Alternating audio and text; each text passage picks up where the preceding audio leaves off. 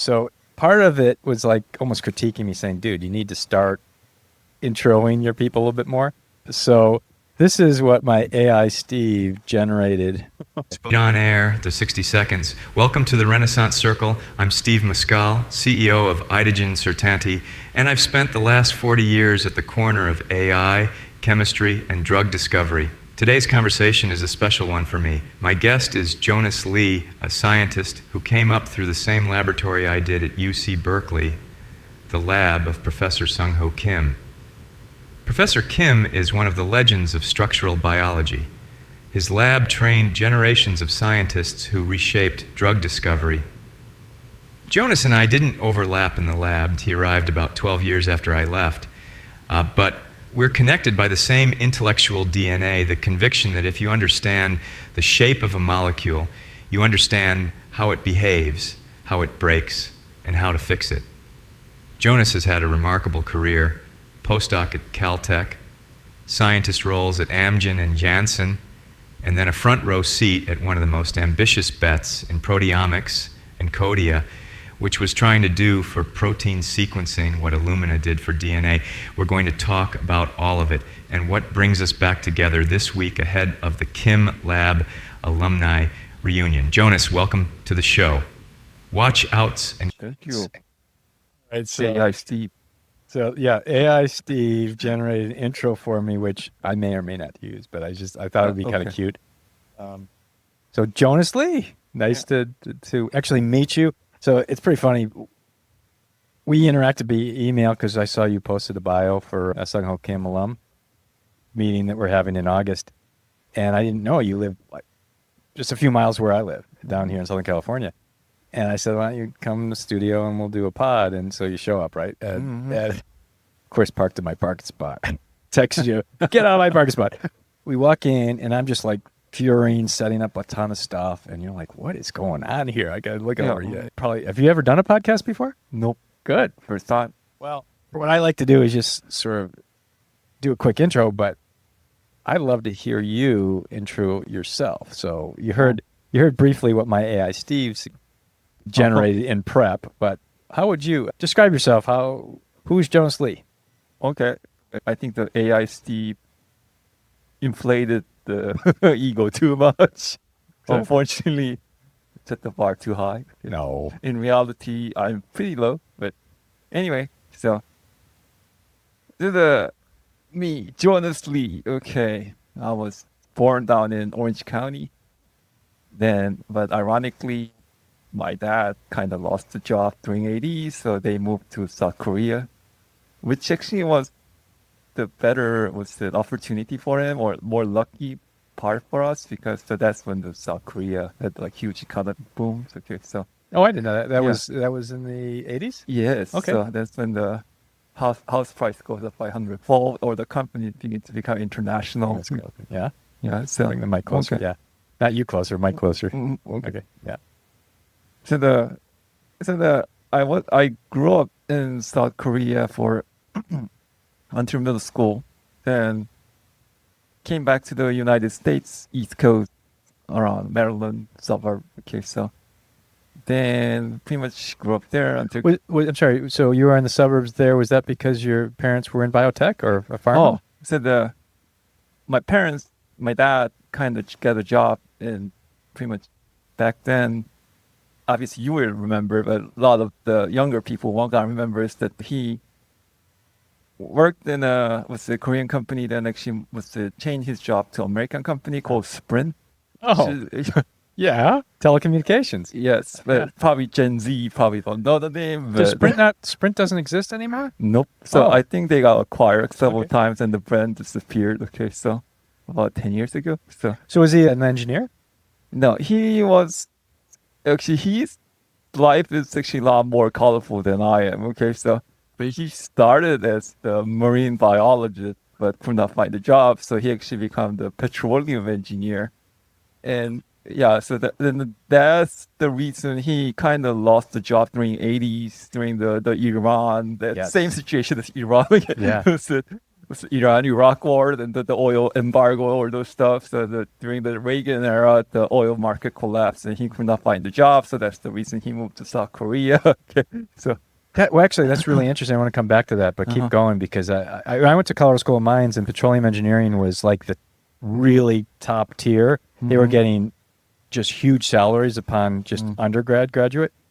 And I finished up in 88.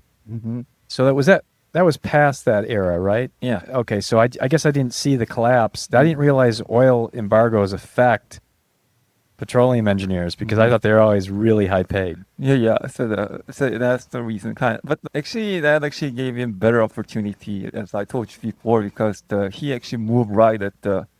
He's almost like he moved.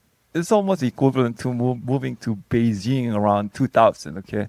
And you ride up or the asset inflation, the job inflation. Okay. The tech development, what's the infrastructure development. So that's the reason, like 80s to like around up to 1995. So then he moved to Sprint and actually got a job that actually allowed him to move back to the United States. Okay. And so how old were you at that point? So that was about 6th grade, middle school. So that's. I'm sorry. Do you have brothers and sisters, or? Oh yeah, I have one older brother. So he's just a year older than me. Okay. So. Okay. Yeah. So then pretty much, I had a good suburb life, East Coast. Okay, with a school bus, unlike the California kids that actually drove to school these days. Okay. So anyway, that was fun life. Then I got into college. University of Illinois, Urbana-Champaign. Okay, so it's grade school. Yeah, cool. So that's when I actually got kind of like the first introduction to chemistry, biochemistry.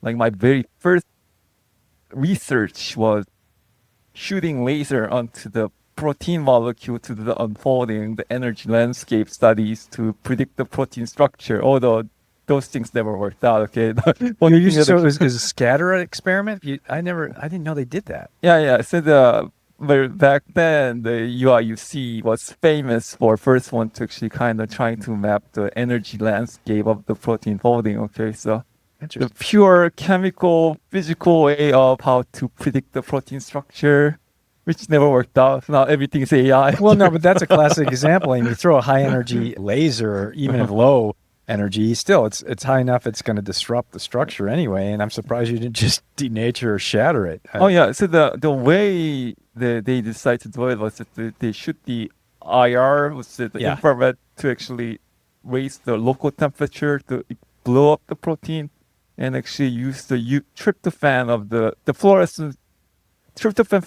of the really high speed laser to actually kind of map trying to map the energy distribution, the thermodynamics. So is that a variant of ramen? What? Oh no. So this is just like tryptophan fluorescent change. Yeah, wow. Okay, so. Yeah. Okay. Well, so that's dependent on enough tryptophan residues in the protein, right? If they're okay. And they work on very simple molecules like the ubiquitin that actually is very small, it's easy to unfold. Okay. Okay. So that was undergrad, and then you did grad work at Berkeley, right? Yes, that's when I joined the Sung-Hou lab. Okay, so, and that was kind of like the peak of the structural biology, structural genomics. Okay, so that was 90. No, that was 2000 and change. When did you join? I joined around 2002. Okay, I think. So Sung-Hou. Okay. I mean, I wrapped up in 91, so that's why we overlap. We didn't overlap, and it was a decade plus difference. Yeah. But when I actually was looking at your link, I didn't realize Sung-Hou worked on membrane protein structure. And so you worked in that area. Oh, yeah. So the Sung-Hou actually had a huge vision of how the structure genomic center should operate. So there's a core component that actually pretty much mapping the different structure of the very simple organism to actually kind of map out the atlas or compile the entire proteomics of that's actually the one with the bacteria with the smallest genome. I forgot the name. Mycoplasma, I think so. Okay. And he actually had another section that actually kind of do the difficult ones, like structural, the membrane proteins. So I used to work on the chemotaxis. molecules, the receptor, the full length, and that was kind of like the core component of my work. Okay, so and we're trying to establish the GPCR structure, which didn't work out that well. So Yeah, yeah. Well, okay. Yeah, okay. That explains. And then so how long were you in the lab? so I think I graduated after 6 years, Okay. like 2008. Yeah. So I'll interject as a quick story and then Mhm. turn you back to where you picked up at Caltech because I'm interested in that. Okay. I just had a video conference with Sung-Hou and Rosie, Mhm. and you know Debanu, right? Debanu, he's the one helping Oh, yeah, organize, right? yes. Uh-huh. I didn't know him until recently, and then I met him in San Diego not too long ago. Mhm. And after getting involved in the alumni interaction, I actually Mhm, built mhm. really quickly a website which is what you submitted your bio to. Uh-huh. Actually, I had AI Steve build it, but it was quick. And so Sung-Hou and Rosie want to do a quick first phone call because Sung-Hou wanted to talk a little bit about AI, which is a bit Mhm. interesting. I haven't spoken to him in 30 years, and we did not have a fallout in any way. That wasn't it. Uh-huh. I just went in my own career path, and I Yeah. did not really look back, and I should have. I really felt bad about that. But Mhm. we had a video call. Debanu said he's 92. When I saw him on video, I'm like, I know people that are in their 60s that look older than him. They're doing this 10-year reunion. I missed the one 10 years ago, which was when he's 82.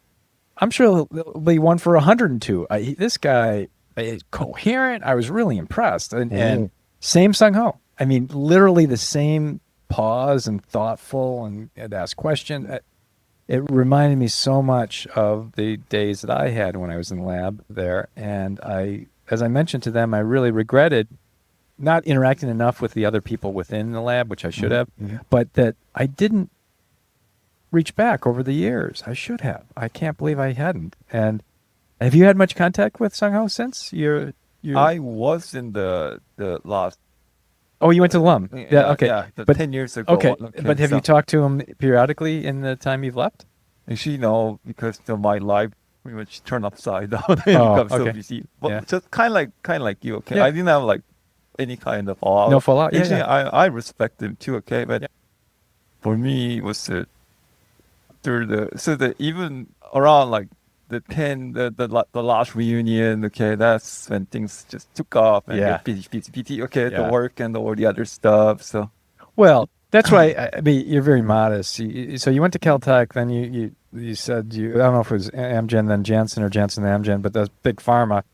But you were at Caltech for quite some time, right? As a Yeah. postdoc, but you was electron microscopy. What were you doing there?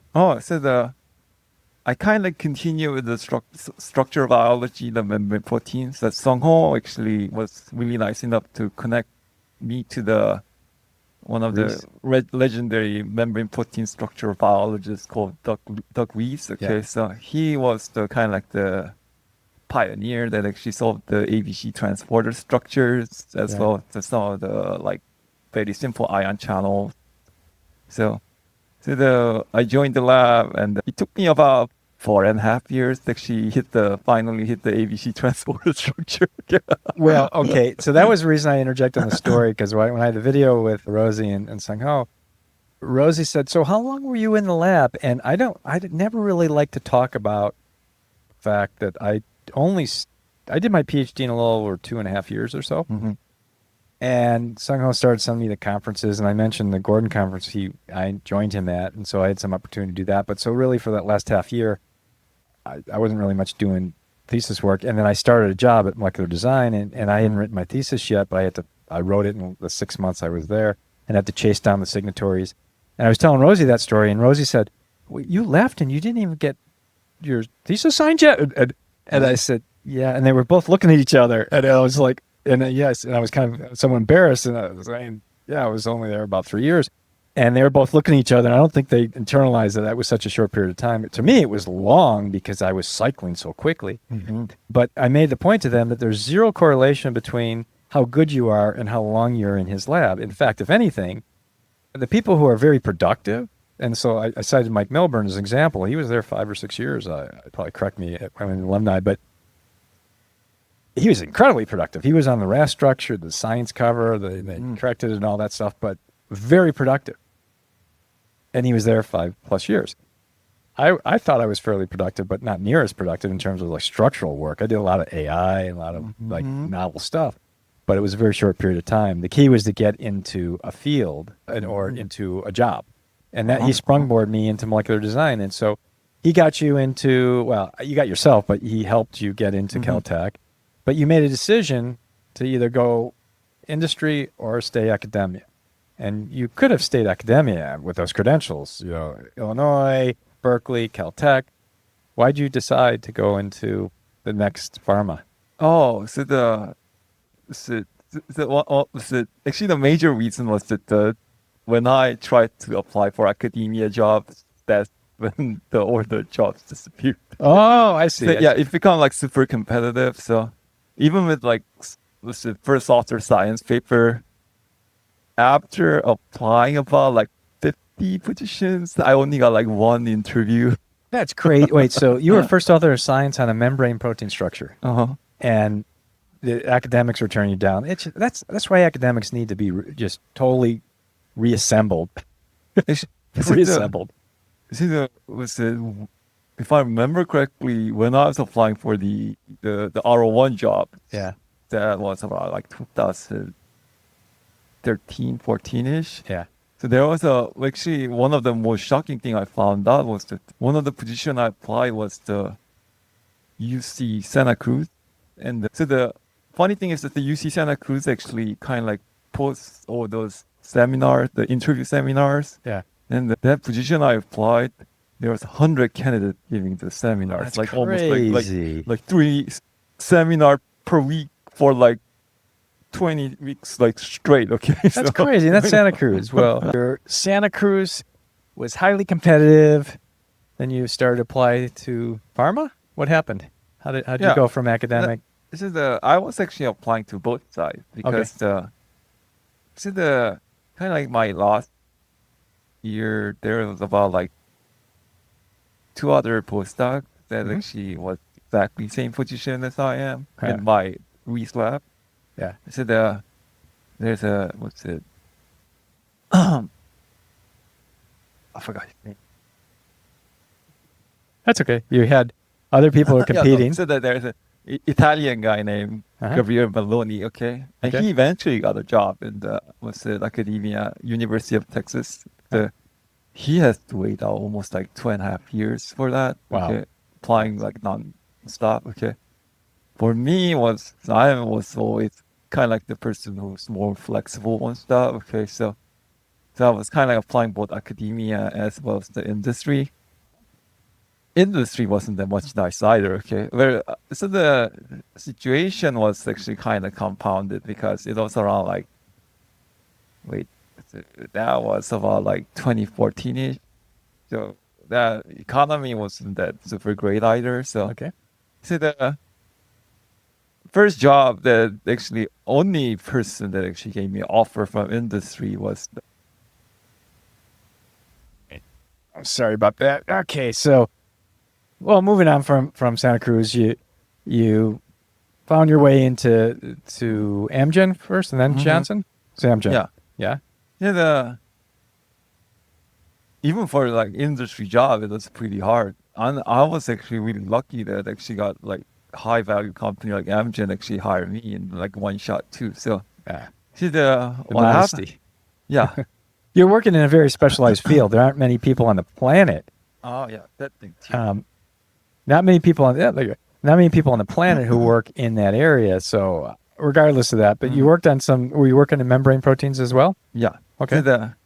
So the story of the Amgen is actually kind of like very interesting, especially the hiring too, and the way the company actually has been organizing. So the Amgen actually kind of reached out to me because that's when the Amgen was kind of like doing another transformation, Amgen 25 or something like that. So they have a like major restructuring. So they are closing down their Seattle site and try to focus more on the antibody stuff, especially antibody therapeutics and the hot. There's a like big hot department or like the site in Vancouver, Washington, Vancouver, Canada. Okay, and what's it, and they're actually expanding target portfolio and trying to kind of like come up with a way to improve the success rate. So, I'm sorry. And what years was that?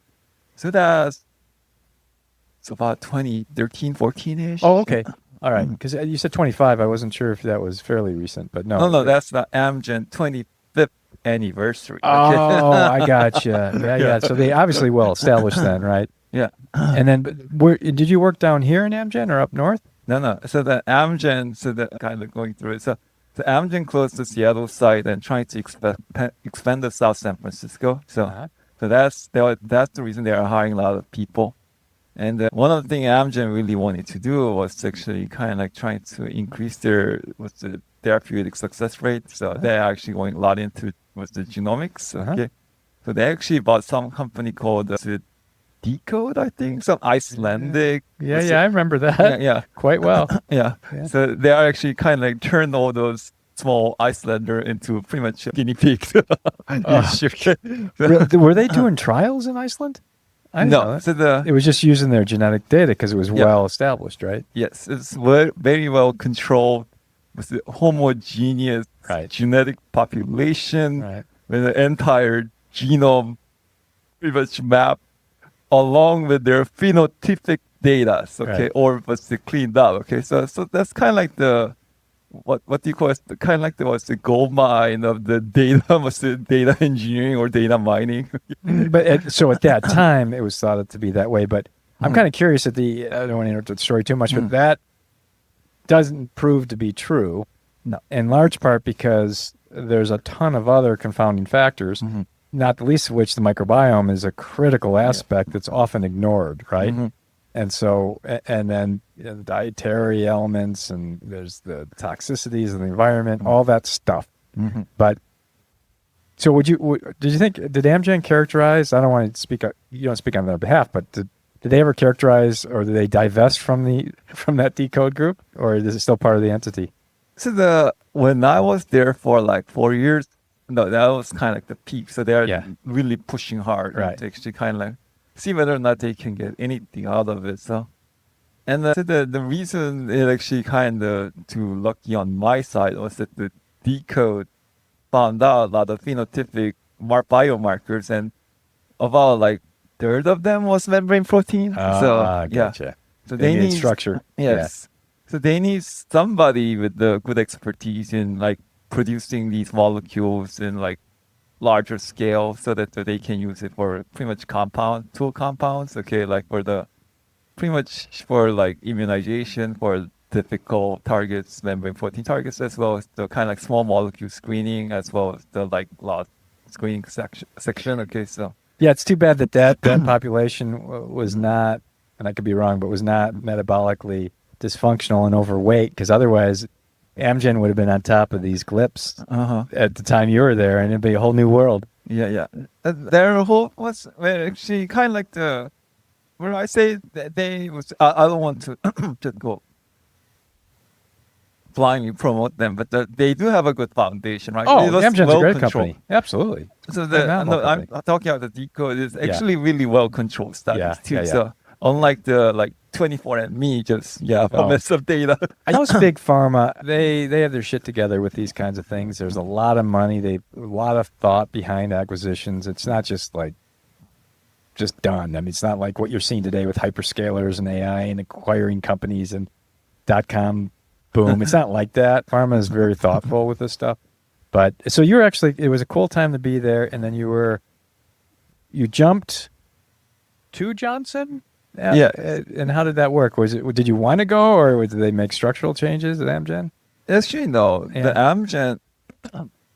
So I was in the Amgen protein technology group, and the people are like super nice. Yeah. And I joined as one of the generation wave. They actually came in, and literally, or pretty much peers I got to started with were like super smart people, super nice too. Okay. Right. Like these are like the top researchers. Okay? Sure.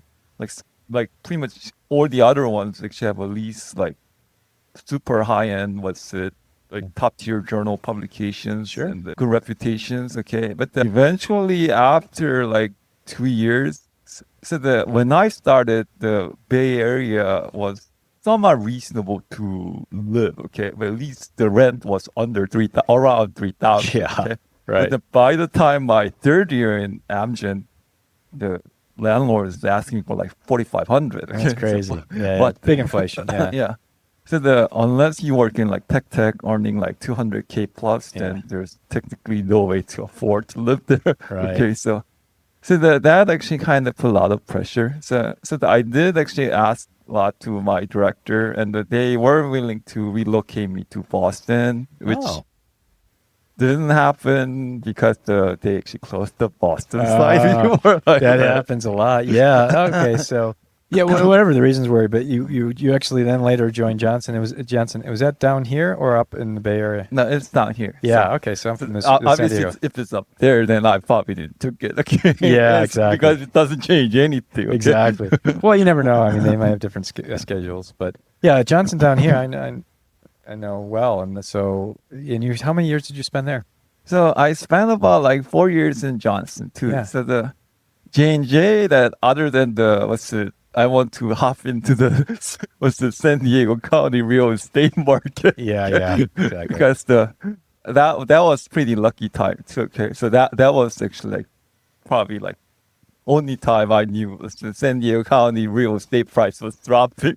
Well, so that was like end of 2018, 19. Yeah, okay. wow. Well, then of course COVID hits, and then the closures and everything just shoots up again. But yeah. So, are you married and have kids, or are you not? Are you single? Yeah, I'm still single. Oh, okay. so you have much more flexibility with respect to moving. Yeah. Yeah. Okay. So that's interesting. And then you spent a number of years at Janssen. Yes. Or? So other than we want to speculate on the real estate, the Janssen actually really gave me another opportunity too. So back in the Amgen days, I used to be in the therapeutic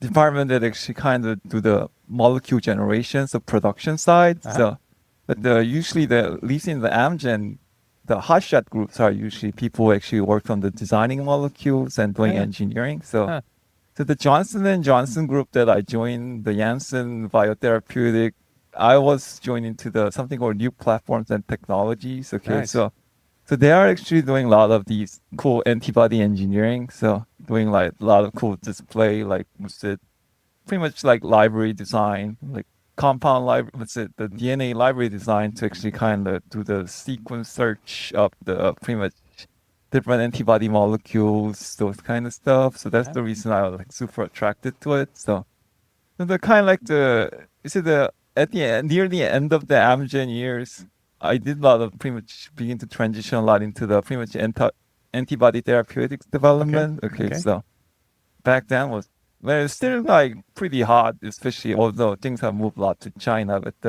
usually was during like 2010-ish is the kind of like the hot days for like bispecific antibody molecules. Okay, so but in the antibiotic therapeutics, were you doing more on the analytics side, or were you doing design side? I'm trying to get an idea of why you led to Encodia, how you got that jump next. So the J&J actually did a lot of cool stuff, but the unfortunate part was that in J&J we did a lot of like antibody engineering, a lot of kind of like phage display, sequence designs, and automated like library constructions. So. Okay. But the one thing that actually kind of pushed me into the Encodia, which was kind of like my last job, was that unfortunately after like 4 years, there was a big structural change in Janssen. Okay, yeah, it's always the way in any pharma. There's change. Change is constant. Yeah. Yeah. So if the change was positive, then I probably stayed. But the one thing that actually really kind of like I really didn't want to go was that they decided to reorganize the group as the gene therapy. And for me, gene therapy sounds cool, but in terms of science, it's not actually really intellectually stimulating for me. Okay, so why is that? Is it because you're less? It's more empirical gene therapy, where you kind of try it and see what happens, as opposed to plan and engineer in advance. Why? So it's actually a lot simpler. So at the end, what gene therapy is? Yeah, as you said, it's more empirical. So what is it? That you have a biomarker, and you just design the plasmid. Yeah. Then you pretty much begin to infect. Okay, hoping that you knock down the gene in certain fashion. So, unlike the protein and like protein or therapeutic engineering, then now you have to actually really think about the problem, like what's the space, how the molecule fits into the design space, as well as how to design like complex libraries out of it to really kind of scan the really large space. Okay, so actually, so the one thing I actually really like about the protein engineering side was that it's kind of like the really multifaceted problem. So you have to kind of think about the DNA space, whether or not you can actually cover how much you can cover, as well as how to design the stuff around it. Then you got into the first layer of the problem, which is the selection. I call it as the kind of like large broad spectrum scanning or selection process. Then after that, now you have to actually begin to generate single clones to test your the selection outputs. Okay. Which I call it the last mile problem. Okay, kind of like trying to figure out how to Uber it out. Okay, you have all these different hits, then how to figure out which one is the most correct one as quickly as possible. So, yeah, it's interesting. A lot of folks do gravitate; they're attracted to the rational, the intellectual component associated with planning and prediction, implementation, and then see outcome if what their designs were working. I tend not to be as interested in that. Me personally, I'm much more empirical and like, let's keep trying stuff, and if it works, run with it, as opposed to just because I know that nature is so complicated, and we humans sometimes think we're smarter than we are. That's that's actually like one of the main Sung-Hou's philosophy too. So the protein engineering is actually have like obviously the lot of empirical part too. Actually, it's so that makes it actually a lot more complex than gene therapy too. So, and another thing is that I really didn't see much future in gene therapy either. Okay, so obviously one of the key features of any kind of life especially animal side of the life form is that the cells are already differentiated. Okay, so once after differentiation, how much you try to change the gene really doesn't affect that much. So that's the reason like gene therapy application actually really reduces down to the space of pretty much like something that's accessible, something that can really control, like pretty much like sickle cell mini at those level, because then now you actually have some way to do it. But once the animal is grown up, unless you change every gene and try to figure out how to recompose the entire cell, the organism, then is actually ineffective. So that's an interesting perspective. So I guess on your point with respect to some of the CRISPR therapies, going after single point mutation scenarios, there's something with related to sickle cell and some blindness, and I think there's some therapeutic but rare kind of therapeutic indications. But eventually, the technology evolved so much that the error rate of these mutations are actually low, then the likely future path is try to fix the gene before differentiate, which means that literally when pretty much at the level of the conception, they actually apply the therapy. Okay, so no, that's actually a great insight, and for those that are staunch behind gene therapy, which there's still a huge faction of people, I could see there's probably a lot of argument back and forth on that, but so that you leaped from big pharma into a startup. What did you join early in Encodia? Yes, actually no. I actually joined right at when they are trying to go into the 100 people level. Okay, that's still fairly early, right? So they were doing a series C or D. I think. Was it they did like a 75 million or something? They did a big round. Was that around the time you joined? Yes, right after. Right after. Okay, so that was probably like at a time you're a biotech company. They're doing big influx of money. How many years ago was that? About like 4 years ago. 4 years. Yeah. Okay. And I mean, I don't follow all the trends, but does Encodia exist today, or did they? No, okay. So they shut doors, and so they blew through a ton of money. Yeah. They failed not so fast, but failed pretty expensively. But that's not uncommon, right? There's a lot of companies that happens. So I'm kind of curious of your perspective with respect to sort of science and biotech and startups in that world. Oh yeah. Because you lived at least that. You lived in big pharma. You lived in academia. If you were to recommend to, say, a younger generation, and because I mean, I'm a little older than you, but you're getting on in the age. What would you recommend to people who are actually getting into the scientific field? Is it a good space to go into? Are you talking about startup? So anyway, So the reason I joined Encodia was that the team was changing the gene therapy, and there was actually now the market was actually really good. So if you apply to all these different companies and you get all these offers, and the Encodia really hit me was that when I actually interviewing with the people there, they are like super smart people. Sure. They're like pretty much like. So the company itself was trying to develop a proteomics device. So there's a team that actually kind of doing the engineering of actually building the instrument, as well as the pretty much people actually kind of like setting up the core component, which is the part I joined, the protein engineering part, as well as the people actually running different assays, as well as there's actually people actually kind of trying to build the whole process and the pretty much set up the system. Okay, so the pretty much each department lead I was able to interview was like one of the probably like some of the brightest people I ever talked with. Okay, Sure. so That's always the case. yeah. So Go that ahead.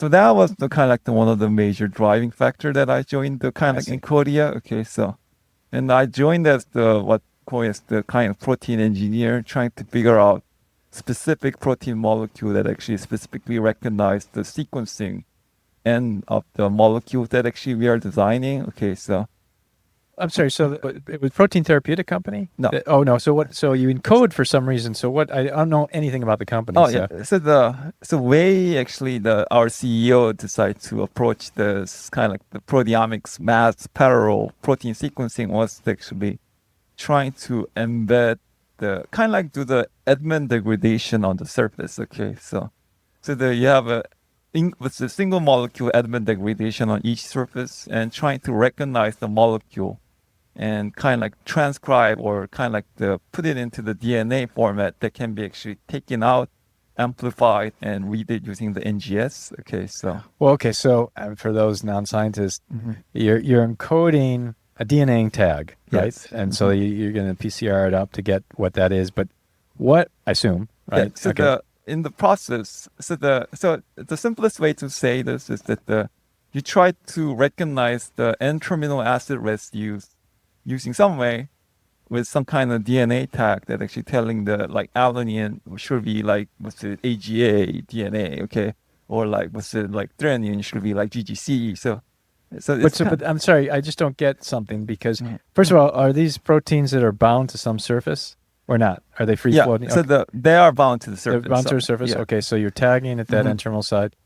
But you have a whole variance of protein structures? Is that why you have to barcode or tag? Yeah, so how we approach the problem was that you have pretty much in the solution there are like thousands of different proteins, right? Okay.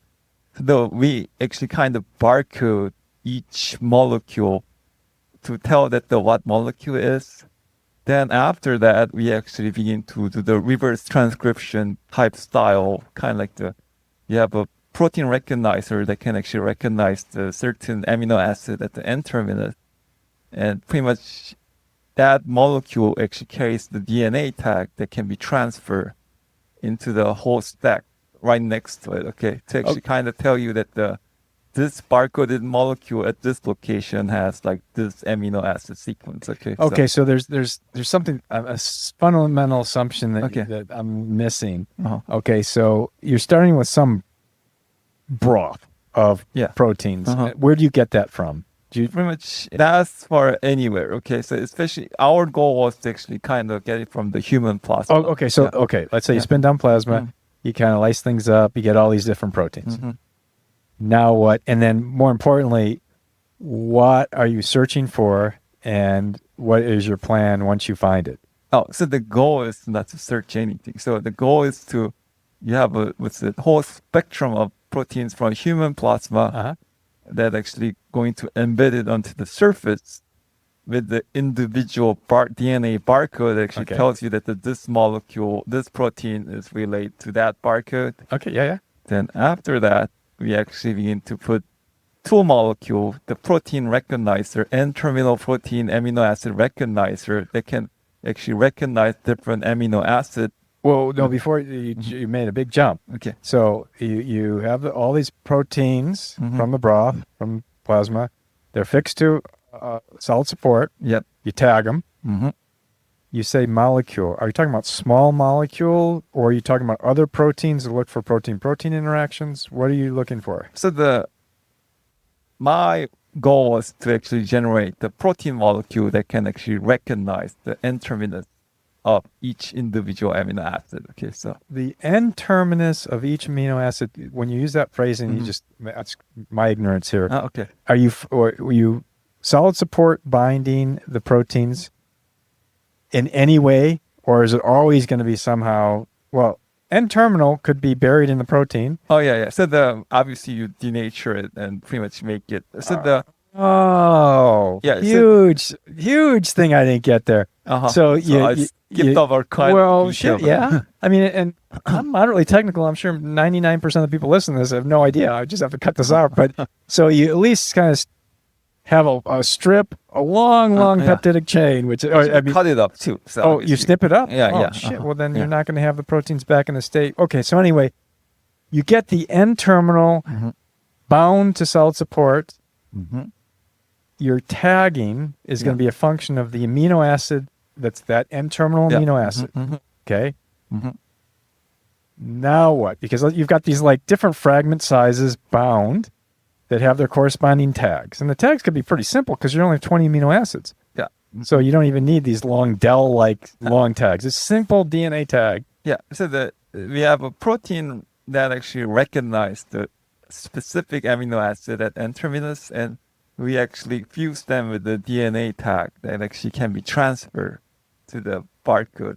So the protein that's the peptidic fragments now because you denatured. You said protein, so I thought it was a full protein. But so it's peptidic tags. Peptidic sequences. Yeah, they kind of refold a little bit, I'm sure, but they're on solid support. And then you have another recognizer of those amino acids that carries the tag. Yeah.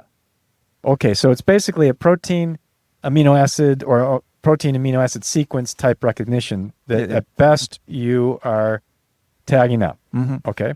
And we kind of repeat the cycle to actually, so you read one amino acid at a time, and the goal was to read up to like 10, 12. Okay, so is this the only purpose is to sequence ultimately the broths of the proteins that you're spinning? So why do you have to go through all that mess? Why don't you just like Ferrese them out and just degrade them out and do simple peptide sequencing? With the core technology was the advent degradation that actually you need to have a homogeneous sample, right? So if you have a mixture of protein, then obviously the N-terminal sequence readout will be all messed up, right? So another way of approaching this problem was the mass spec. You have fragments of different peptidic fragments, and then you're trying to use the computer. Yeah, deconvolute. Super high resolution mass spec, and then trying to use the computers like AI to actually figure out this size or peptidic fragment likely be sequence of this protein. Okay, so that's actually kind of like inferred information. And obviously another disadvantage of that system is that the mass specs are notoriously difficult to operate and super expensive to maintain. It was quite right. So the goal was to actually have to simplify the system in advent degradation in parallel by using the surface system that actually allow you to pretty much have a kind of like the mass spec type sequencing, but with the clear individual amino acid level readout, as well as that you can parallelize up to pretty much reading up to like millions of peptidic fragments. Okay, and so we went down in the weeds really fast, and so I'm a layman in this area by comparison. The way I would have explained this to someone outside of the scientific community, which is, if anyone even listens to this outside of you and me, perhaps it's them. I would say the platform is to help ultimately identify, the goal is to help identify what proteins are in this mass broth that could vary. And that itself is very useful. It's like a fingerprinting of what's going on with what proteins are just in your plasma, because people might have some and other people have a different set. And that's very descriptive. So if that's the number one sort of, we need to be able to do this at high fidelity, where we could take a sample and as input and as output say, with high confidence, these are the proteins that are in that sample. Is that fair to say at the highest level, that's really what? Yeah, so the ultimate goal was to pretty much identify the identity as well as the, population of pretty much individual protein molecule in a complex mixture like human plasma, so that you can use it for pretty much simple as like simple academic research as well as all the way down to the therapeutic application. Like if the population of these rare protein is correlated with the certain type of disease, then now you can actually use it as these kind of pretty much diagnostic application. Okay. So, and that's why I might have to cut out a lot of that technical fuss and like reverse it if I do spend time editing this. But the point is that and maybe you can help me here. If you take just plasma from any individual, spin it down and process it to the point where you'd have a sample. And let's say you were to just run it on some sort of gel where you can get things separated out. Roughly how many different proteins are typically found in a sample? Is it tens of thousands, hundreds of thousands, or is it hundreds? So it actually depends on the resolution. So, so that if you just run it on a gel without any kind of pre-filtration, then usually you probably only kind of detect up to maybe 100 or less than 100. And is that when you say resolution, is because some of them are kind of aggregated? You have to separate them out? Actually, no. So the reason is that there is always the overabundance of certain population that actually just dwarfs. The signal's too strong and you can't see the other. Like albumin, like the immunoglobulin, they are almost like 99%. So because of those, unless you filter those out. Yeah, let's say we filter those out. How would you? That's a first pass resolution. So that once you filter those out, then there's another set of population that actually we need to kind of go. So the second layer, so the most dominant ones are about like first 10, 20. Then after that, you filter those out, and then you got about like thousands of different proteins. And even if you want to really see the rare of the rarest, then now it goes up to like pretty much hundreds of thousands. But if you look at sort of population level, let's see, we're just talking about thousands after that. You remove the big dominant ones.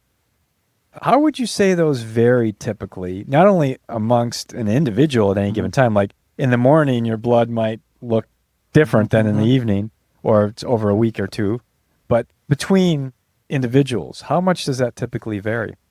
Yeah, I have no idea. So you don't know? Well, see, this is, does anyone know this or no? Probably now they should be able to do it because the mass spec has catched up quite a bit. So if we actually kind of look at the therapeutic side of those, then there might people probably should have been reporting those. Right. I really didn't kind of go too much on those. So now that I have better understanding ultimately of sort of the big picture problem, Encodia was basically a tools-based company because they want to be able to position themselves to do a rapid, cost-effective at one point identification of very complicated protein mixtures to identify what proteins are present and maybe the relative proportions or something like that. And that itself would be very valuable because it is a fingerprint that could vary for an individual over time.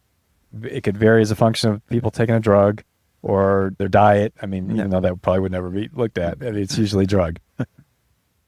That in itself rides on the hypothesis that, let's say there is an ability to identify how the proteins vary, that we can do something about that.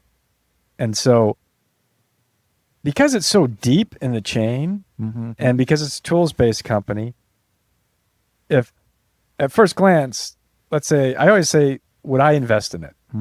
And No, based on what we've just described, because first of all, the number of technical challenges are ginormous. The story is really complicated. I mean, you can't tell this to a mom and pop the way you started. We have to start from the big picture and bring it down.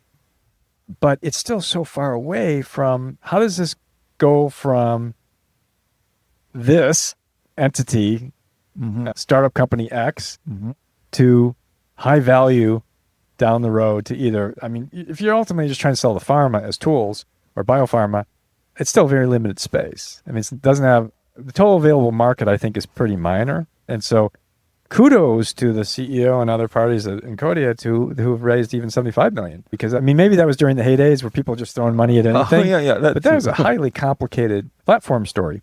So what they wanted to do is kind of like what the Illumina did with the NGS, right? So obviously before the genetic sequencing become cheap, people found out that probably most of the DNA would be same anyway. So what's the point of protein products probably more illustrative.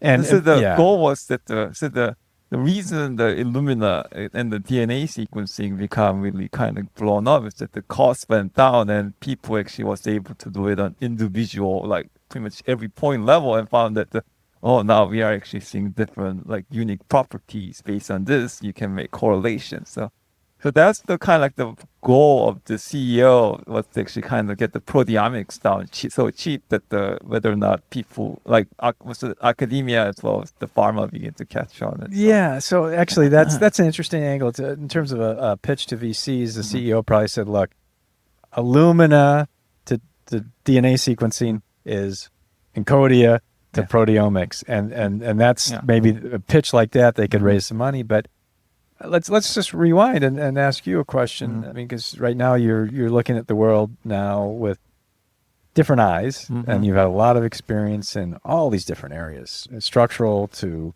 I mean, obviously you've done a lot of computational bioinformatics stuff. You've done a ton of stuff. If you had your way, where you say, well, would be cool to start a whole new company to do X in this space, in biopharma, health, wellness, whatever. It's a big question for you, but what would you do? So if I have what?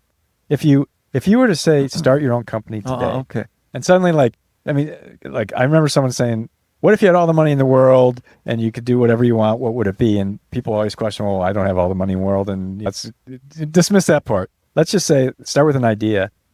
If you had like an idea for a company in this space, in biopharma, which ultimately is to help to address our medical issue that we face worldwide, right? Or health and wellness in general.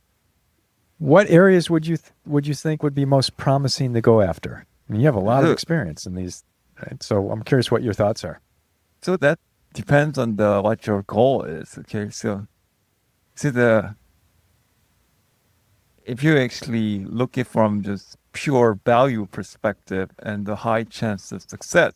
So in other words, if I just don't care about any kind of scientific development or like future dream, but I just want money, want a company that actually can generate good, solid profit revenue ASAP, then likely the best path right now is the AI. Okay, at least in my perspective, the AI in terms of the protein engineering kind of evolved to the point that you can actually begin to make some molecules that are actually useful enough. Okay, I see the AI as, it's kind of like the simplest way to see it is like the linear regression. Okay, so although unfortunately the AI space, unlike our pretty much linear regression of the 2 points along the simple line, is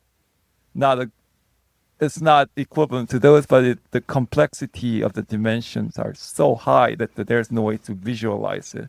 But as long as you know how the models are developed, as well as how the models are kind of like bearing in terms of the prediction, and if you have some way to actually really exploit the points that are missing, that actually the regression can tell you that it's likely correct, and really put money onto it, then that's actually the fastest way to actually generate therapeutic, although they will never be novel therapeutic, because obviously the data you fit it in is pretty much knowledge space that people already know, but you are only looking for the missing points that obviously the regression missing point people didn't work on it. So that's actually, from my perspective, likely the most profitable company in terms of generating money ASAP, because the computer already has the knowledge. You already have a linear regression fit. Only thing you don't know is that which spot will be most likely correct. So that now you just have to kind of figure out how to actually probe those spots and quickly turn them into the pretty much obviously protein sequence that can be produced and tested. Okay, so yeah, interesting. And so, I mean, I look at AI in a lot of different dimensions, right? And from what you described, the AI project would really rely on good quality content. Yeah. And I don't believe enough of that content is generally warehoused and available to build the kind of models you're talking about. Actually, the model is already built. That's the reason. Which so like the David Baker's like RF diffusion systems, okay, those are actually able to generate pretty much target specific binders up to certain control levels. Okay, okay, so you're talking about Baker along with Nobel Prize AlphaFold guys, and you're talking about being able, and I actually am curious from your perspective, having done hardcore crystallography and membrane based. Yeah, I've looked at a crap load of AlphaFold structures, and I mean, I have to be honest, there's a lot of garbage in there. Yeah. So I don't think what you're talking about and what I'm talking about has been solved. No, see, the goal is not, so the kind of like the emphasis I have to make is that the AlphaFold, RF diffusion, and all those NPNN, they give all the hype that you can actually solve any binding problem. But in reality, well, at least in my perspective right now, in terms of right now, the AI is just big regression. Okay, so as long as you know where the spaces are correct and able to probe those, then now you can actually really get something to work very quickly. So yeah, but it's still content dependent, is what I'm saying. Yes, and this, I mean, this hits me hard because I've said this before when I'm back to Sung-Hou's lab, right? So when I was in his lab, and I don't know if you knew this, I proposed the neural network project. We started the project with me. And so Steve Holbrook, who you might have known at the time, and Sung-Hou paired us up. And I don't know if you had the same thing. He usually paired up a graduate student with a postdoc, and I was fortunate to have a staff scientist level like Steve. So that's why I was able to get through so quickly, because I just had enormous leverage, if you will, in terms of like having someone with a lot of experience. When I saw that he paired up graduate students with graduate students, oh boy, did they suffer. I mean, you need a graduate student, a postdoc, or a graduate student self-science. Anyway, that's a whole nother story. When it started the neural network project, I approached Sung-Hou after having just like one of the classes at Berkeley. As you know, you didn't have to take many. And I took one with Sung-Hou, a structural biology class, and one with Pete Schultz. That's right, too. And like one of the first lessons was on the protein folding problem. And I just got so excited. And I was aware of neural network technology because I'd used it in my undergrad, and I proposed a project to him. We had under 300 protein structures to work with. And a lot of those were just crap, 3.0 resolutions and just shitty R factors and all that. And so we had a very small set. And the bold of being able to predict full protein structure from that was just like a little naive. But we broke it to subparts and we did sub-problems. And we had some good results. And in fact, some of the work that even I did then is highly relevant today with respect to identifying if neural networks are in the state of memorization versus being predictive. Yeah. We had to do a JMB paper on that because it was too long. But that stuff, highly relevant today because I don't think people realize, like with the hallucinations with LLMs, there's capability to determine the accuracy or probability of the response back of being like, is it something that's fairly confident or not, and they just don't expose that stuff. Yeah. But the reason I bring all this up is that AlphaFold maybe had a few 100,000 protein structures, and did enough to basically win a Nobel Prize. And then a lot of crystallographers are saying, oh, well, we need new jobs. And No. I mean, the reality is we still need good quality content of protein-protein interactions, multiple proteins in a glob, small molecule protein interactions, and yes, peptides. Christ's sake, one of the top-selling drugs today is a peptide. Oh yeah. Right? I mean, the glucagon agonists are just crazy and lucrative. A product that's still kind of arguably a peptide, metabolic crisis of the world. Diabetics have been taking insulin for years. There's a ton of peptide hormones in our blood. That's why I asked the question: how many? Like when you look at the spots, when you spin it down, there's going to be a shit ton if you start looking down at higher resolution. We don't know what those look like structurally, and we don't know how they're interacting, and so this problem has not been solved in any way, shape, or form, No. and that's why I'm saying we need to be able to get good data, good quality data, so we can leverage these instruments called neural networks, which I've used over my entire career, but throw good quality content. But we just don't wrap it with AI. We have to say it's the content that is, and I call it content's king, but that is what's important. So if I were to say, what would be the best quality content to capture for what you've envisioned, what would it be? So that would be pretty much already drug proven molecule. So Really? So as you pointed out, the neural network doesn't have any kind of understanding. Okay? Right. So it's only fitting, and based on their fit, if you actually ask for a novel point, it just look for the pretty much mean point that actually it's somewhat it can extrapolate depending. I guess. Yeah. Okay. So the goal, so that any AI drug company to be successful these days is that where the good memorization point, that's actually most reliable memorization point is, and have something around that actually not been drugged, okay? Which is actually very similar to what your starting point is. But as long as you deviate enough to be novel enough, then that's actually a really easy space to target. So, well, it's interesting you started on drugs. So I would blow it up to one next level. That's why I'm interested in foods. And I'll tell you a story that, shit.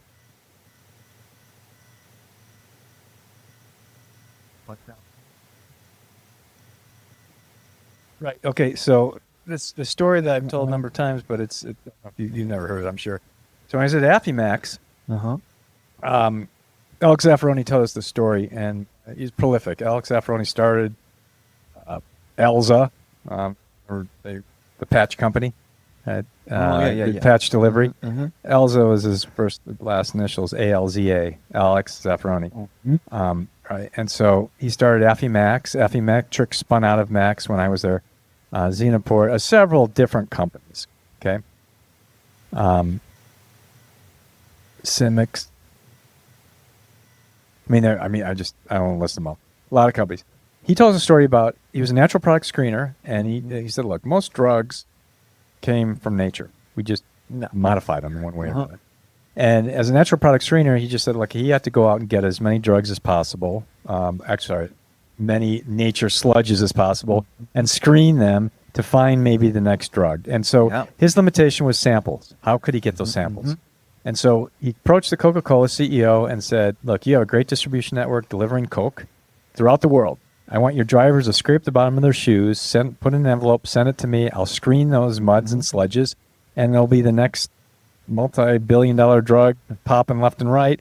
It'll be a multi-trillion-dollar company. CEO of Coke didn't get it. Can't disrupt the workflow of his drivers. No.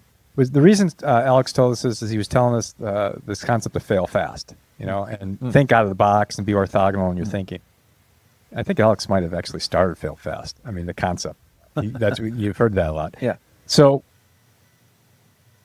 I look back at that, and I've carried that story with me for many years because it applies to so many things. All about samples, all about data. Yeah. Today's Coca-Cola are these social media giants. They're all around the world. Everyone's got their mobile devices, which can take pictures. Even later can be equipped to do other analyses if you need them to. But they take pictures. They have geolocation.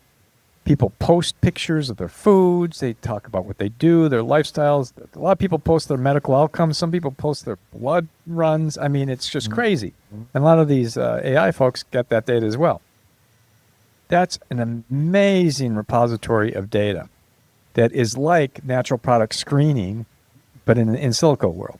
And AI can rapidly identify signals in that, associating things like lifestyle and food and even drugs, whatever people are bringing into their system, and even what they're excreting out, all these things and longitudinal outcomes. That's an incredibly rich data set that, to me, if I could get my hands on that, I'd be all over it.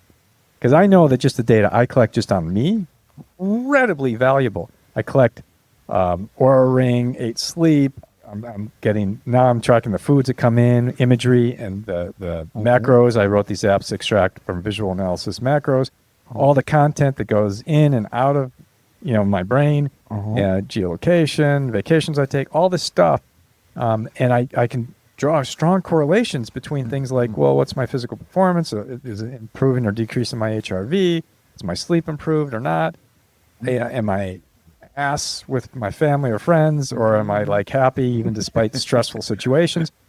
I mean, I'm doing that just for me with all the data. Now I scale that up. If you do that across a massive population of people, I think we have a whole new world of strategies towards health and wellness. And so that's when I think about, using AI, I think in terms of not just the platform, but the content and who already has it and who can we approach. And unfortunately, I don't think a Zuckerberg at Meta is going to get this. Harvard dropout, I don't think he gets it. He's too young.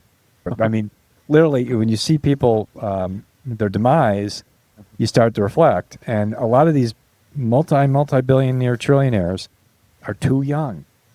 Ooh, Alex was in the late 80s, in the 90s, actually, I mean, when he passed. But, I mean, he was still starting companies in the biotech arena. He understood a lot of this stuff.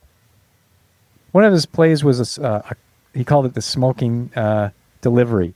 Like, he knew smoking, even though we've just made it almost impossible to do that here in the States, but else in the world, smoking's still a big deal. He had this, like, crack pipe delivery where you literally light and inhale to deliver a drug.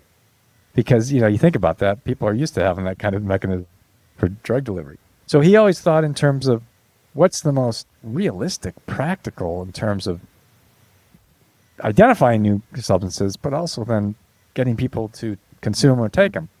And I think we need, just like the education system we were talking about before, I think we need to sort of shake it up, not move fast and break things like that crap, but like change the mindset. The fact that when you were in your earlier career competing with people for a position at UC Santa Cruz, and ultimately you, I think, took a better choice of going in pharma.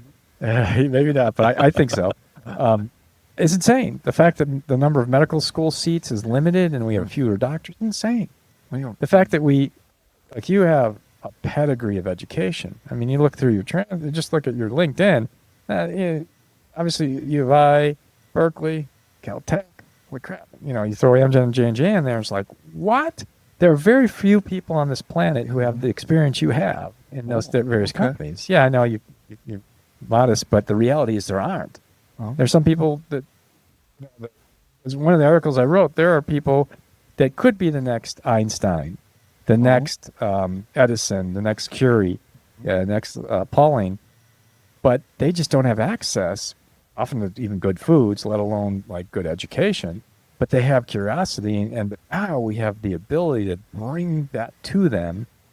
And now, what can we do with it? And so that's what my passion today is, trying to just like elevate it by bringing more parties to the equation. And this is when I did a little video with call with Rosie and Sung-Hou.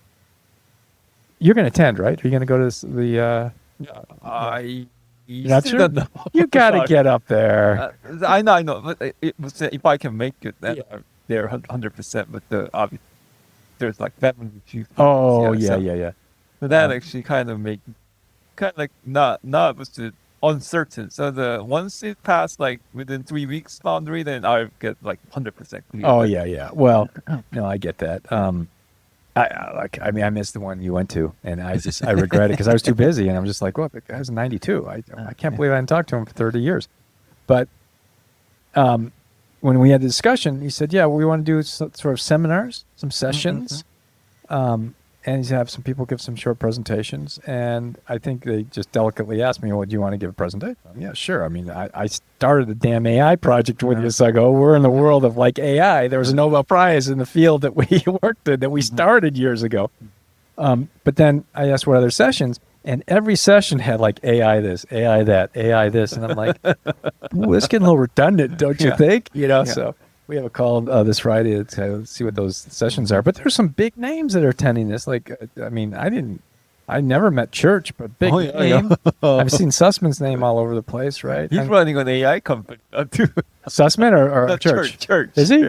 What's the company?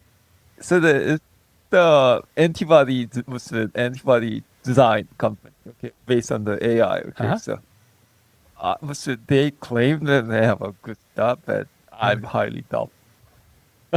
You know, I mean, a certain amount of hype and stuff, but I mean, as I say, garbage in is garbage out. If they have good quality data they can learn from, then I mean, they might have something really good. And Church has been in the field for, I mean, when he put his name in the bio, I'm like, I recognize that name. And then he just put a link, and I looked at the link, and there are hundreds and hundreds of publications and patents. I'm like, whoa, this guy's prolific. So, yeah, I mean, I'm just looking forward to meeting some of the folks there, and then just some people that just Mike Milburn and Jay Panet, and the people I interfaced with there were great, and it was fun. So I imagine there were some people that you interfaced with that just are legends as well. Mm-hmm. So, but yeah, Sung-Hou has a great perspective on things, and I mean, he knew in the early days that databasing is critical, right? And he even commented on that. With the protein data bank, RCSB, I mean, without that, AlphaFold will never happen. You need to have that, right?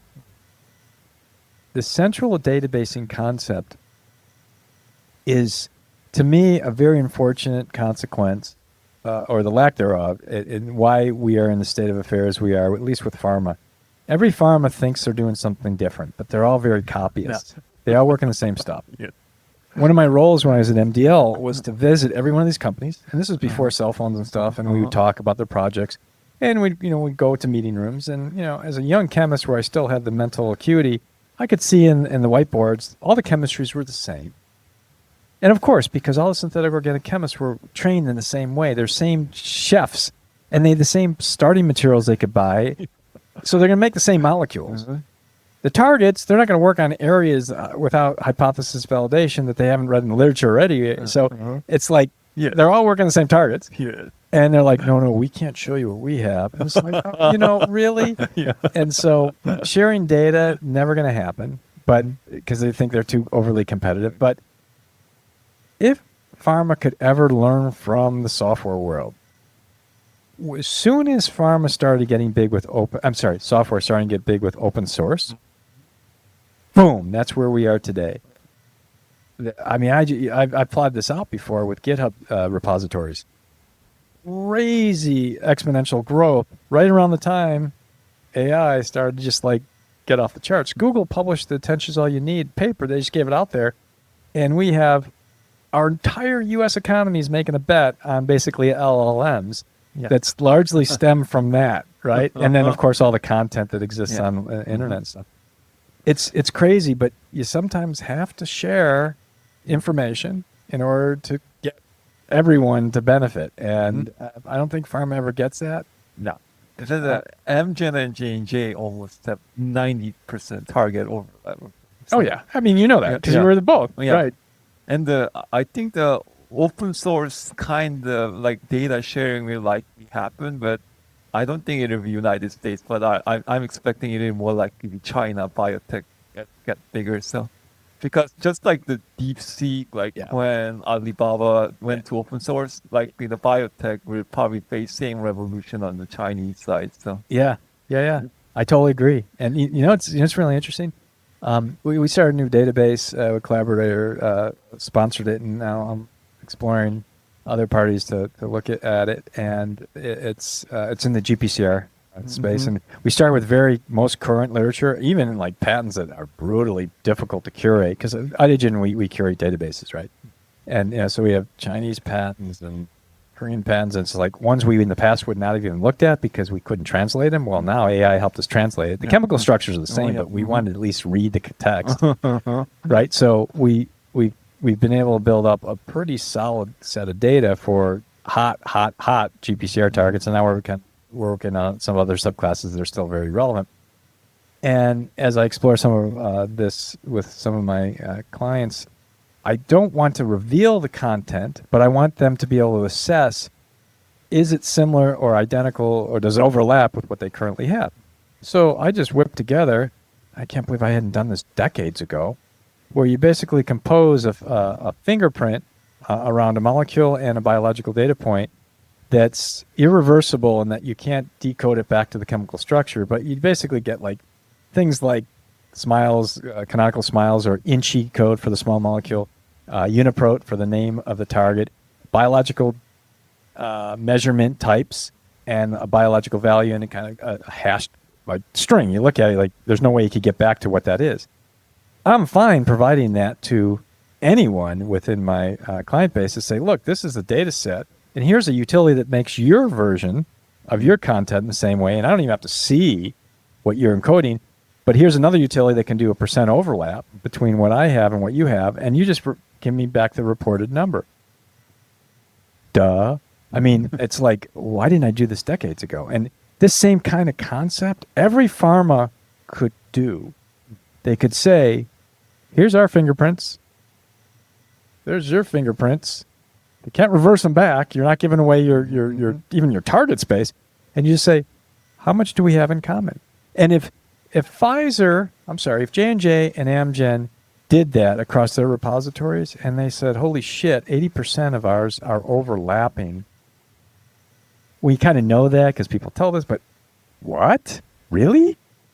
Maybe we should talk to each other about, I'll tell you what, we'll buy that 10% from you, and you buy this 10% from us, that we might fill out our data sets, and they can start sharing data that makes sense. And to me, I just started thinking about this. It's like, wow, this is the kind of thing we got to get out there and get pharma to share data, because they're still missing the boat. We need to even go broader, like the worlds of data, the Facebooks of data I was referring to, or just the foods and microbiome, just like the whole spectrum of messy smear data around each individual, because that's what we need to nail this problem if we're going to leverage what you're calling the interpolation, which I could call extrapolation if we have enough data using AI. So that was my long TED talk, as I say. So that if you had asked me the question, that's what I would have answered. Anyway, where to next? What do you see as what's your new adventure, your new project future? Right now is somewhat uncertain, so still applying for jobs. So hoping that any of them stick. Then if any of them sticks, then I'll probably just continue with my career doing like protein engineering stuff. Which I don't bet highly on it because the market has changed. Okay, so when I was in Amgen, that's the when they actually big push for the outsourcing, especially the international. So do you still have contacts overseas? Yeah. And do you have people that you could work with where you could interface or liaison between companies like that? Actually, not much. Only like few people in Korea and like one or two in China. Yeah. And are they service or are they manufacturing types? Do they make stuff or do they just shuffle stuff? I'm sorry. So they are actually shuffle stuff. Yeah, they shuffle stuff. Yeah. So because they were pretty much like Ph.D. level high end, so they don't like to make stuff. They always want to make other people work. Yeah, exactly. That's good, buddy. the problem for the biotech pharma right now is that Chinese are dominant. So because when I started Amgen, the outsourcing pitch was begin, and the China already lived. Then the pretty much took all the precursor space. Okay, so they are pretty much manufacturing every precursor, and their outsourcing was to actually go next level, which is actually now pretty much manufacturing pretty much the foundation, okay, like the protein molecules, antibody therapeutics, and how to run the different campaigns to find the molecule sequence. Okay, so, and that's already over. So then after that, pretty much right now, pretty much they are actually working on a drug space. Okay, Yeah. So the problem right now for the American or company that like J&J, Amgen, is that there's 10 times more people, and the people working on there like almost equivalent or way smart, almost better or smarter, and more competitive than us. Okay, so young, smart, competitive, and pretty much like work like insane hours too. Okay, so and on top of that, there's like 5 times of those people out there, pretty much. So in other words, they're pretty much the productivity is like 5 to 10 times higher. And they work in pretty much the space in an environment that actually have all the foundation set up. So right now, if China if our president decides to embargo everything from China, then all the pharma company will collapse because they won't gonna have any material to actually do any experiment on. Chinese literally have even though China with the President Xi decides to just close the entire China can just go independent and actually do the entire biotech research from the foundation all the way to the end. Okay, so there's almost that much difference. Okay. Yeah, so it's interesting. A couple points on this. So first of all, have you read the book Breakneck? Oh, you got to look at it because you will have a good appreciation for it, knowing that side of the equation. Breakneck's a recent book, audio book I recommend, and it contrasts how U.S. versus China addresses things. U.S. tends to be very litigious, very lawyer-centric. Most of our people in Congress are lawyers, right? China is very engineering, very manufacturing, very much more technical at the political level. And just that sort of key point, there's a huge amount of trickle down. Now there's obviously societal differences and freedom differences and all that stuff. To most people in this country, in the U.S., if they heard what you said, they would be like panic, like, oh no, China's taking over.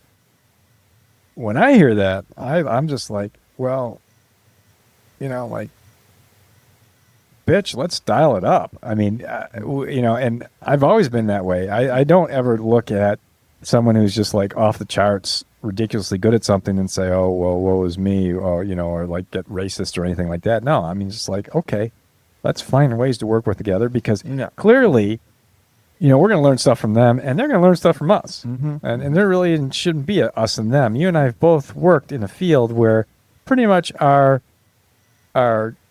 groups we work with tend to be very heterogeneous in terms of different cultures.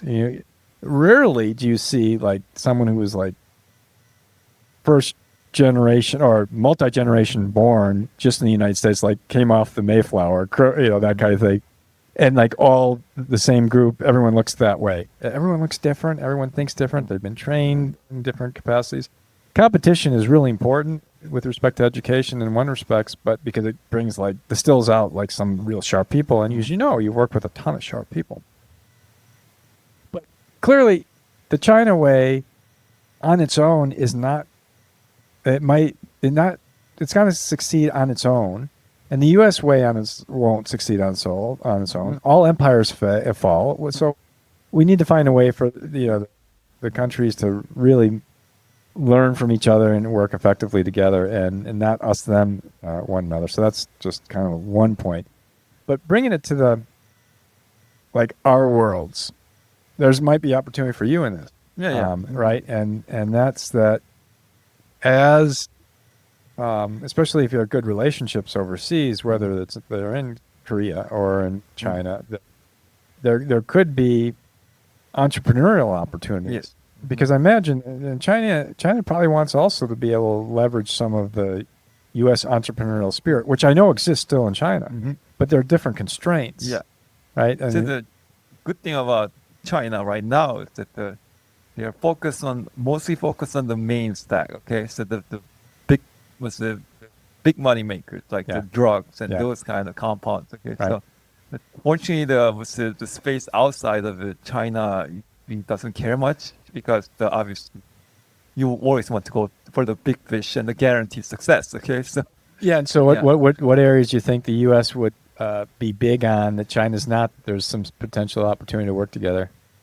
So there will be more like pretty much rare molecule, rare disease bases. Okay, so just rare. Okay. Yeah, because obviously what China doing pretty well these days is that pretty much copying the drug that actually the protein drug that work really well and actually make it better. Okay, so and they know that that's actually the easiest way to earn huge money. But anything novel outside of it, although they are actually now going to encroach onto it, because obviously they are expanding, but at least the room is a lot smaller. On top of that, there's actually a good place for opportunity to kind of like to collaborate or like pretty much work together, because the thing is that they already built the foundation to actually do a lot of CRO work. Okay, so in other words, America just have for us we just actually kind of like bet those CROs and actually just apply a little bit of capital on it, and now we can actually really take up very quickly. So when China does do a drug development project or discovery to basically make it available, when they do that in China, how long does it take, and how much does it cost? By comparison, like in the U.S., it might take 10 to 12 years, and it might be $2-3 billion. Is it any faster and cheaper in China? So the clinical side, I don't know much because I don't work on it, but at least on the early molecule design side, price-wise is actually very similar, but the speed is like way faster. Okay, so the one thing, like my last year in Encodia was actually working mostly with the Chinese CRO to actually generate the antibody molecules for the N-terminal recognition. Okay, so the price they call compared to the American CRO was comparable. So the ones that actually we worked on was pretty much the GenScript, which is technically the Chinese company now, because all the operation is technically in China. So the price they call to the American CRO was about like somewhat only within maybe like 10-20% discount level, but the amount of the service and the flexibility they are willing to provide was like, it's ridiculous. Like if you ask American CROs, then I want to add this experiment, then there's always that you need to pay extra amount of this, and then you need to tell me like this in advance, and the contract is not signed out, then I'm not gonna work on it. With the like GenScript, like Chinese, the antibody pharmas, okay. So the problem is that our problem was complex. So the things actually didn't work out that well at the start. So we actually been asked to do a experiment like ABC, and they say, okay, we can do it for free. Okay, and they do it within like 1 week. Okay, so so that was like the huge like difference. Okay, so so that's producing substances or producing like biologics or something that it's unregulated in the sense it's preclinical drug discovery, right? But you don't know much about how they do drug trialing. So the clinical side wise, I know that the Chinese is not the cheapest, but usually if you actually work with some of the certain CROs, like Chinese CROs, then actually they actually kind of put it onto the other countries. That's actually what the lax in the regulations. Okay, so that actually allow you to actually kind of make things a little bit more cheaper. But the clinical side, I know that if you work outside of the United States, then you can actually get somewhat almost down to 1/10 of the cost of it. So first of all, this whole, I've cited statistics like this for decades because it's only just gotten bigger, like the number of years to take bringing a drug to market, and the costs have only increased. But we did this experiment during COVID that warp speed could demonstrate the delivery of mRNA injectable therapeutic in incredibly short periods of time. And there's a lot of conspiracy thinkers and there's safety issues people are worried about longer term, and you just don't know. But then it's conflated with all the like with COVID itself, there are other issues, and then all the people drinking bleach and taking fishbowl, cleaning and stuff like that. It was just so clouded. But the point is, when organized, things can be, and a lot of money poured in, things can be compressed markedly. Yes. And we're talking about year to two. It's not 10 years. And so you could argue that if China's demonstrated the ability to generate enough of the starting materials and building blocks and biologics and all the necessary pieces in early preclinical to get to the point of at least being able to test in humans for phase 1, and you can compress that down markedly, and phase 1, 2, 3 could be compressed down at least a couple of years, or maybe we could easily half, maybe even go a quarter of what it normally takes in terms of bringing a drug to market. The cost structure, I think, will come down.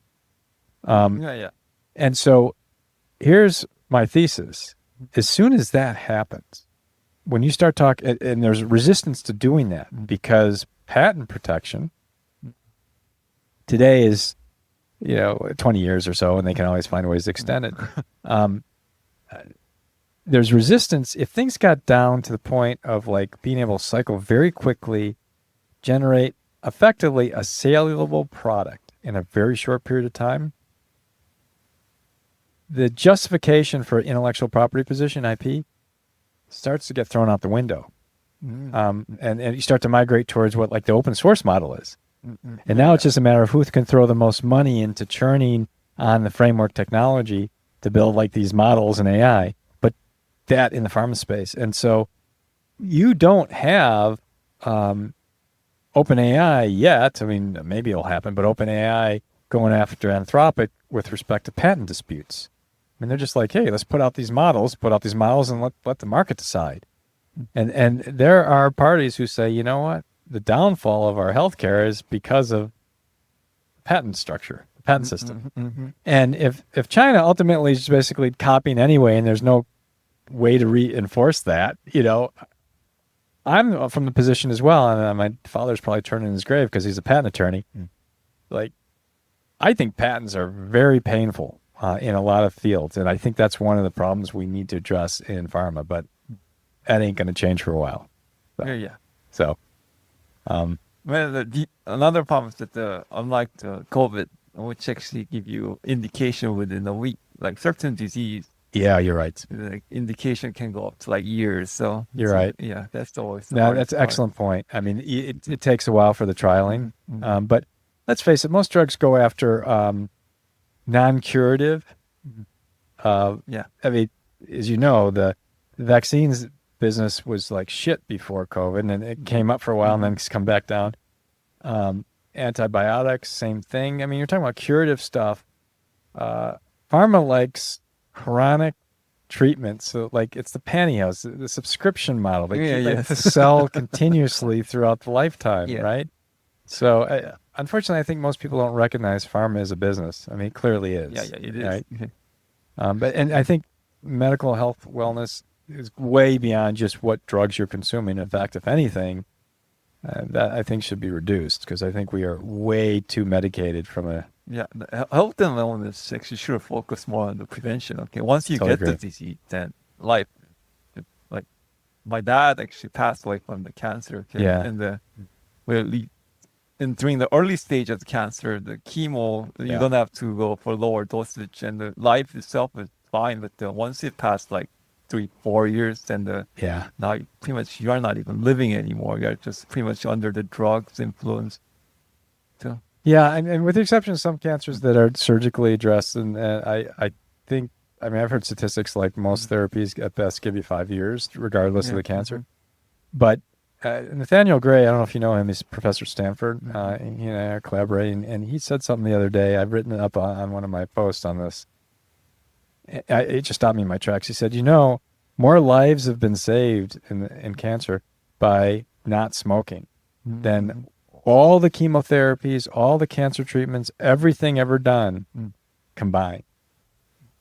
And so prevention, obviously, when I say that to someone, people are like, yeah, of course. Well, wait, if that's the case, then why are we not focusing more on prevention in general? Yeah. And a ton of diseases are a function of metabolic disorder. And I listen to Galloway talk a lot, and his feeling is that the Zempic and the other GLPs are like more important to our society than like AI. Getting people metabolically healthier, turning down the noise, not just eating less, but smoking less, drinking less. They're perhaps sleeping better. One issue is there's maybe muscle waste, but I think they're starting to address some stuff like that. But those kinds of therapies arguably starting to dial in the prevention against a ton of other diseases. And, I'm so glad Lilly is big in this area, Lilly Farm, because pharma is so risk averse. Novo, obviously, Novo Nordisk went initially, but then Lilly, and then, I don't know, I hope Amgen and J&J, and I hope all these other players start to go into preventative disease space. You don't think so? You don't think it's going to happen?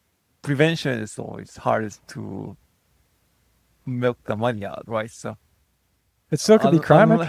I mean, most people are on Zempic for a long time.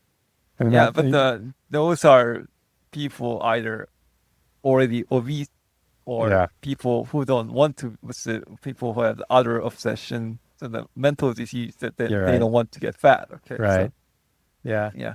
Well, the Ozempic is one lucky case that actually kind of falls into the kind of like prevention-ish space that actually kind of cures stuff, which actually allow you for subscription model.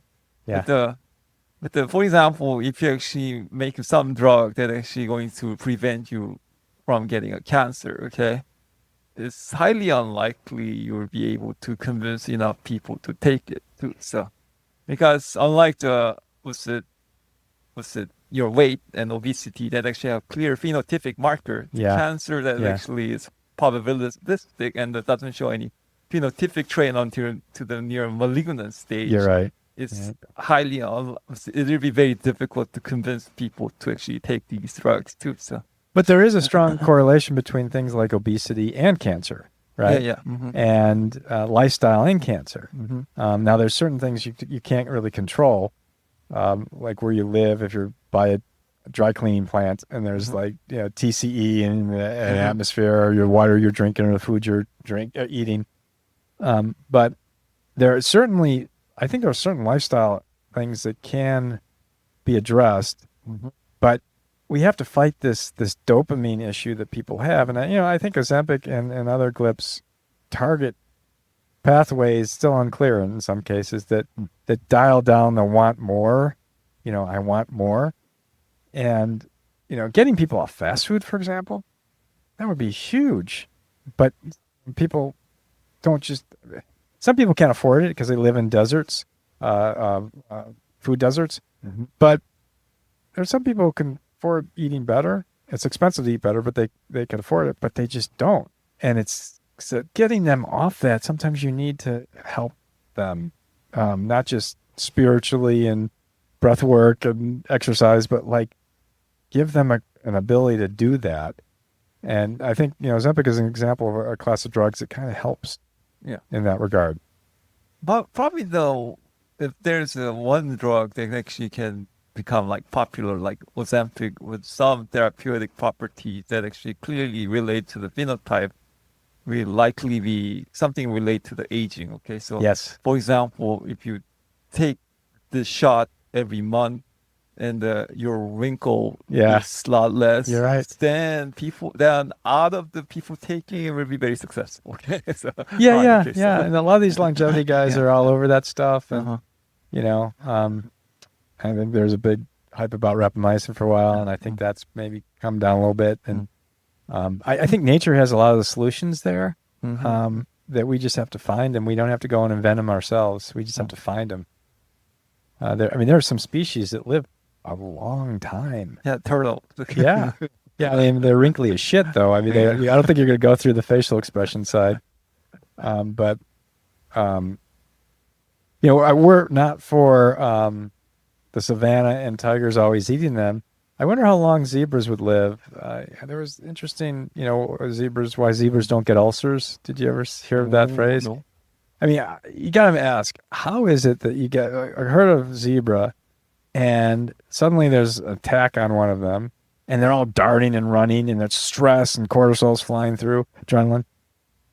And then one gets eaten, and then the rest, they just stop, and it's just their friend or neighbor or brother or sister are being eaten right next to them, but they could sit there and graze right next to that. Mm-hmm. And so they immediately can dial it back, the stress down. Oh. And so there might be something mechanistically relieving stress, I think would be like the next Ozempic type thing. Oh, yeah. And more direct thing. And stress is something you could see and measure. You could see it in faces, Yeah. you know, the wrinkles. I think it comes down to sleep as well. I mean, I don't know if you, with you, but I know that when I have a good night of sleep on a rare occasion, I'm definitely a lot less stressed. Mm-hmm. So we might be able to dial into sleep in a better way. I don't think there's enough people studying sleep. There are a lot, but not enough. So I don't know. I think there's certain areas that we could drill into. But I mean, as you pursue, I guess, I mean, fundamentally, there's a point in your life. I don't know. Are you 40 and change? How old are you? I'm 45, I think. 45? Yeah. So at some point in your life, you might say, yeah, I want to no longer be an employee. I want to be an employer. Yeah. You know, have you ever tried to do a startup? Have you ever tried it? A startup company? Yeah. Well, right now it's hard to raise capital. So Yeah. another thing is that what is it? Right now, pretty much everywhere, but the capital allocation is so outrageous that it's easier to just buy NASDAQ indexes. Just out do nothing is more profitable than you try to run Airbnb or do other shit, okay? Or start your own company, okay? So that's a premise of where you might want to build some sort of entity where you exit and make a ton of money for generational wealth. Yeah. But I'm talking about like entrepreneurial or like lifestyle business. Lifestyle business, then I don't know much about it, but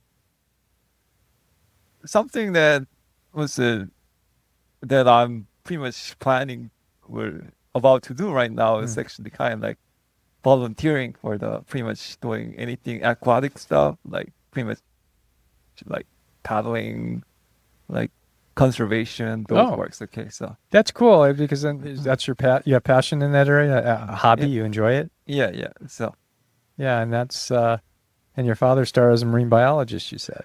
But he didn't work on that much. Yeah. Well, it's I guess I've heard people use the phrase like the